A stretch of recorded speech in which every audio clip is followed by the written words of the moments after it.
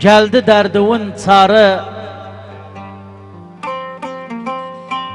aldı sevdiği uyarı, babasının nazdarı gelini oldu bugün.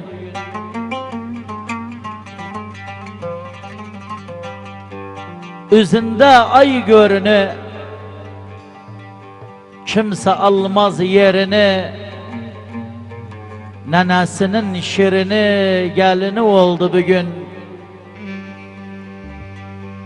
İpektendi mendili, dili de Türkmen dili. Aşiretinin tek gülü gelini oldu bugün. Kef sarıptı her yanı, yaşa en güzel anı. Güzellerin sultanı gelini oldu bugün.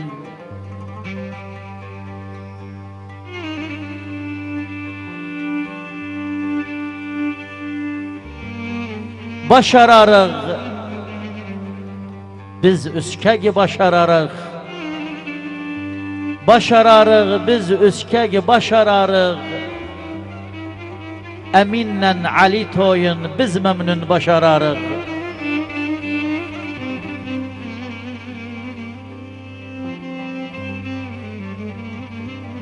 Kaşqara, küprik qara, sen derdime çara. Gevlimde oturupsan beleş vermisen kira. Evleneydi, aldığı o evleneydi. Keşke her genç sevdiği yarıydan evleneydi.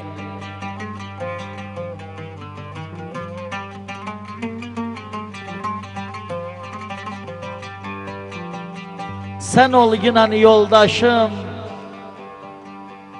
sensiz sönmez ataşım. Kaşları kılınç olup korkuram uğrar başım.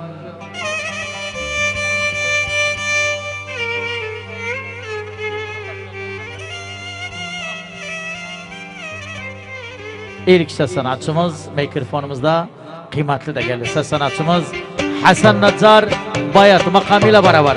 Sağ olun, var olun.